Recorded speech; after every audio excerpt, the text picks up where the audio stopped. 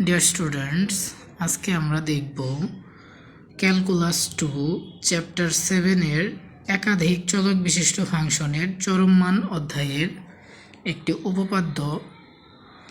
এটি 16 সালে এসেছিল। দেখো, কতিপয় চলকের ক্ষেত্রে গরিষ্ঠ ও লঘিষ্ঠ মান বিদ্যমানতার প্রয়োজনীয় শর্তসমূহ বর্ণনা সহ প্রমাণ করো। দেখো, কতিপয় চলক তার মানে কি একাধিক চলক থাকতে পারে। দেখো, আমরা প্রথমে বর্ণনাটা দেখে নিই। F of X Y Z dot dot, এই ডট ডট দ্বারা বোঝানো হয়েছে এখানে এক্স ওয়াই জেড ছাড়াও একাধিক চলক থাকতে পারে।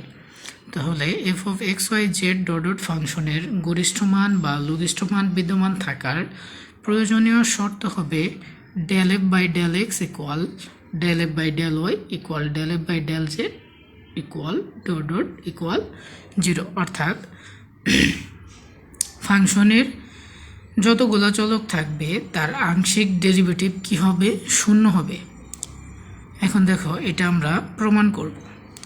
তো প্রমাণ টেলর উপপাদ্য হতে পাই। দেখো, আমরা আগের ক্লাসে পড়েছি, আগের অধ্যায়গুলোতে যে টেলর উপপাদ্য প্রমাণ করেছি, বা আমরা ফার্স্ট ইয়ারেও টেলর উপপাদ্য পড়েছি। তো তখন ছিল দুই চলকের ক্ষেত্রে তখন ছিল দুই চলক এক চলকের ক্ষেত্রে। এখন হচ্ছে কতিপয় চলক বা একাধিক চলকের ক্ষেত্রে টেলর উপপাদ্য। তো একাধিক চলকের ক্ষেত্রে টেলর উপপাদ্য আমরা কিভাবে লিখতে পারি? F of A plus H comma B plus K C plus L dot dot equal, দেখো আগের মতন, F of A B C dot dot plus H into del X del by del x plus k into del by del y plus l into del by del z plus dot dot into, এখানে into হবে into F of X Y Z dot dot. এখানে আমরা এভাবে একটা দাগ দিয়ে লিখব যে A B C dot dot. এই এ বি সিটা কই থেকে আসলো? এই এ বি সিটা হচ্ছে কি এই ফাংশনের এক্স ওয়াই জেড এর মান। দেখো, plus 1 by factorial 2 into H into del by del X plus K into del by del Y plus L into del by del Z plus dot dot whole square into F of X Y Z. এইখানে আমরা সেমভাবে লিখে দেবো x Y জেডের মান হচ্ছে এ B C, তারপর dot dot dot. আর আমরা লিখি নাই, এখানে আরও হবে ক্রমান্বয়ে। যেমন তারপরে হতো 1 বাই ফ্যাক্টোরিয়াল 3 ইন্টু এই ফাংশনটার উপরে কি হতো তখন? কিউব হতো। এইভাবে আর হতে থাকতো শেষ পর্যন্ত অসীম বা এন পদ পর্যন্ত হলে 1 বাই ফ্যাক্টোরিয়াল এন ইন্টু এই পদটার উপরে এই পাওয়ারের জায়গায় কি হতো? এন।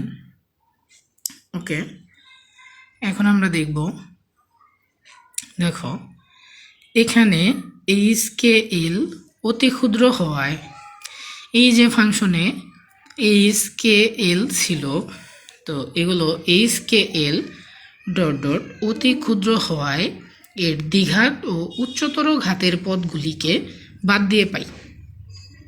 তাহলে দেখো, এই লাইন থেকে আমরা কি বুঝতে পারলাম? যে এইচ কে এল অতি ক্ষুদ্র হওয়ায় এর দ্বিঘাত ও উচ্চতর ঘাতের পদগুলিকে আমরা বাদ দিয়ে পাই বা বর্জন করে পাই। তো দ্বিঘাত কোনটা? এই যে এই পদটা কি দ্বিঘাত? দ্বিঘাত মানে কি? দুই ঘাত যুক্ত পদ। ওকে, দ্বিঘাত ও উচ্চতর যেহেতু আমরা লিখি নাই, এরপরে কি হইতো? উচ্চতর ঘাতের পদ হইতো।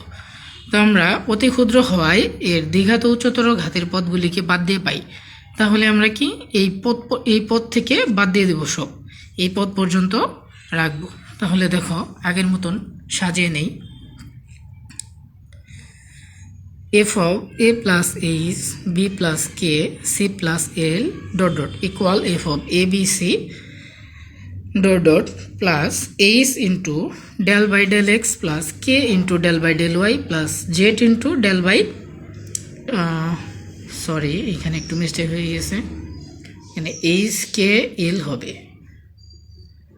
আচ্ছা, L into del by del Z plus dot dot into F of X Y Z dot dot এই একইভাবে এখানে লিখে দেব কি X Y Z equal ABC dot dot ব্র্যাকেটের ভিতরে লিখে দেব। ওকে, এই পর্যন্তই। এরপর আমরা আর ডট ডট চিহ্ন দিব না, কারণ আমরা কি এই স্কেল অতি ক্ষুদ্র হওয়ায় এর দ্বিঘাত ও উচ্চতর ঘাতের পদগুলিকে বর্জন করেছি বা বাদ দিয়ে দিছি।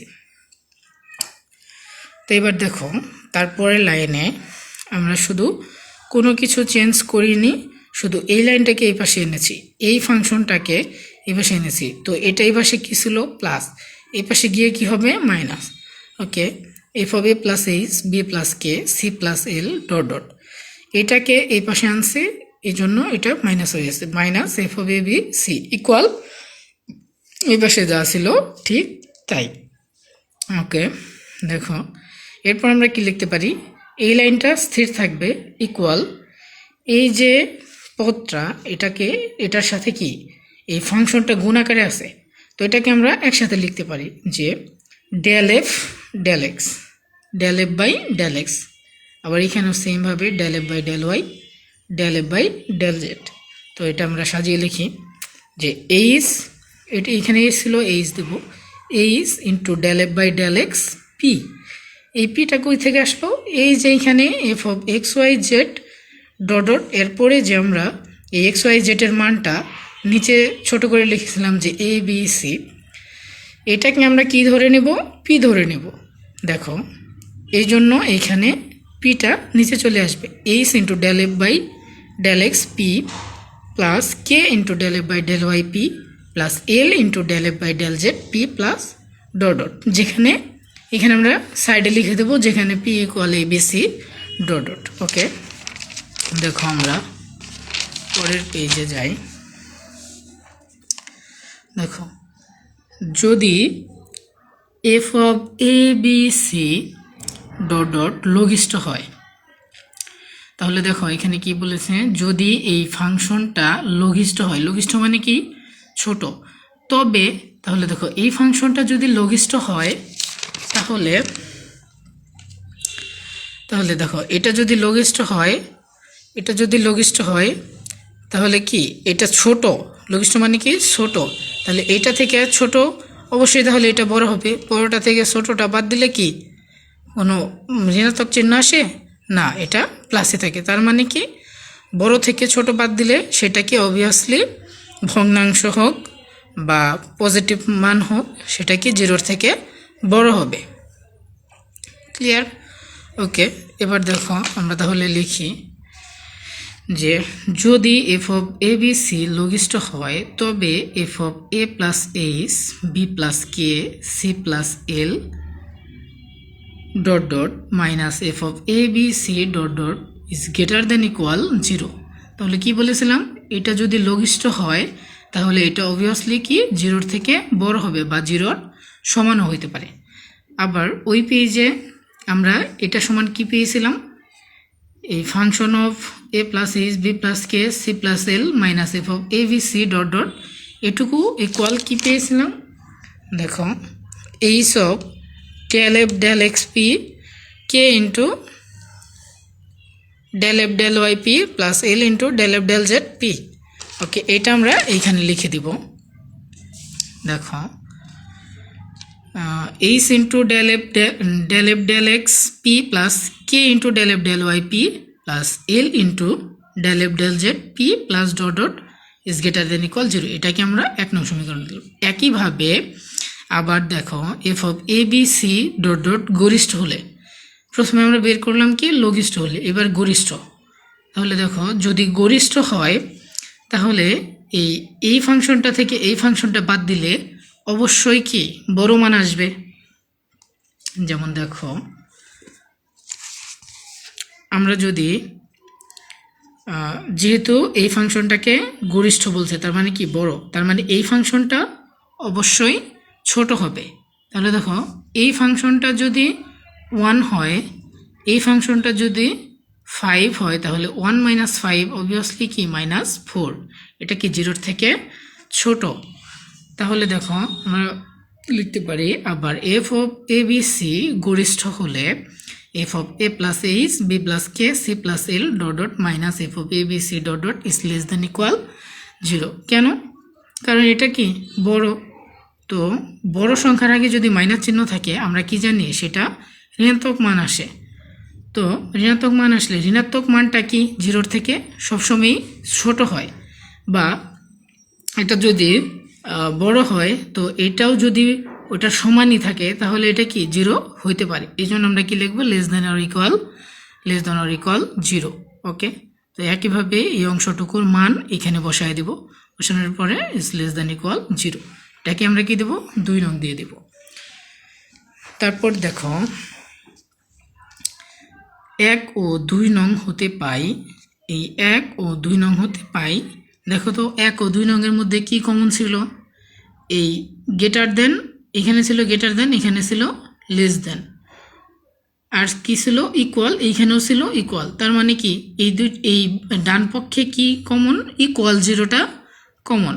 ওকে, আর বাম পক্ষে কি পুরাটাই কমন। এইখানেও এটারও 2 নংয়েও বাম পক্ষে যা ছিল 1 নংয়ের বাম পক্ষেও তাই আছে। তাহলে আমরা লিখতে পারি 1 ও 2 নং হতে পাই, এই দুইটার বাম পক্ষে যা ছিল তাই লিখেছি, ইকুয়াল কি লিখেছি 0, কারণ ওইটাতে 1 নংয়ে ছিল is greater than or equal 0, 2 নংয়ে ছিল লেস দেন অর ইকুয়াল 0। তাহলে আমরা এই দুটা থেকে কমন কি পাইছি, ইকুয়াল 0টা। ওকে, তাহলে আমরা লিখে দিলাম ইকুয়াল 0। এখন এইখানে এইচ কে এল এগুলা কি স্বাধীন রাশি। তো দেখো এইখানে এইচ কে এল স্বাধীন রাশি হওয়ায় আমরা পাই, দেখো এইচ কে এল স্বাধীন রাশি হওয়ায় আমরা কি পাই, del F by del X of P equal del F by del Y of P equal del F by del Z of P equal 0। Okay, তাহলে দেখো এই লাইনটা আমরা কেন পাইলাম, এইচ কে এল স্বাধীন রাশি হওয়ায় এরা প্রত্যেকেই নিজস্বভাবে শূন্য হবে, এরা প্রত্যেকেই আলাদা আলাদাভাবে শূন্য এবং এইচ কে এল উঠে যাবে।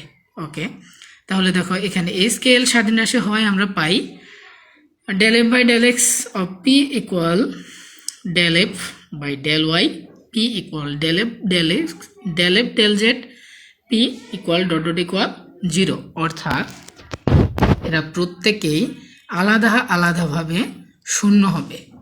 অর্থাৎ আমরা লিখতে পারি এ বি সি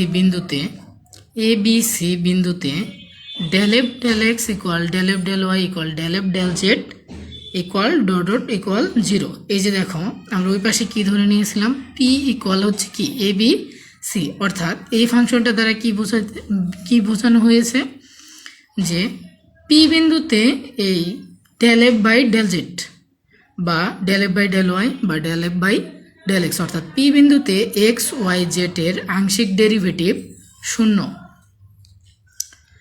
অর্থাৎ আমরা বলতে পারি এ বি সি বিন্দুতে X Y Z dot dot এর আংশিক ডেরিভেটিভ কি 0। সুতরাং F of X Y Z ফাংশনের গরিষ্ঠ মান বা লঘিষ্ঠ মান বিদ্যমান থাকার প্রয়োজনীয় শর্ত হবে X Y Z dot dot মানে আরও চলকের একাধিক চলকের আংশিক ডেরিভেটিভ 0। এটা কি প্রমাণিত। তো আমরা একটা উপপাদ্য শিখে নিলাম, নেক্সট ভিডিওতে আরেকটা উপপাদ্য তোমাদের সামনে নিয়ে আসবো। দেন এই অধ্যায়ের ক্লাসগুলো দেওয়ার চেষ্টা করব। ম্যাথগুলো আগে বেসিক জানা দরকার। অঙ্ক করতে গেলে তোমার মূলত এত কিছু লাগবে না, লাগবে শুধু গরিষ্ঠ ও লঘিষ্ঠ মান বিদ্যমান থাকার এই শর্তটা মনে রাখলেই হবে। যে ফাংশনটা দেওয়া থাকবে ওইটাকে ওই এক্স ওয়াই জেড বা যে কয়টা চলক থাকবে ওই চলকগুলোর সাপেক্ষে আংশিক ডেরিভেটিভ করলেই ওটার মান কি 0 হবে। তাহলে কি গরিষ্ঠ বা লঘিষ্ঠ মান বিদ্যমান থাকবে, যদি 0 না হয় তাহলে গরিষ্ঠ বা লঘিষ্ঠ মান বিদ্যমান নেই। এতটুকুই। ওকে, ঠিক আছে ডিয়ার স্টুডেন্টস, ভালো থেকো তোমরা, দেখা হবে নেক্সট কোনো ভিডিওতে।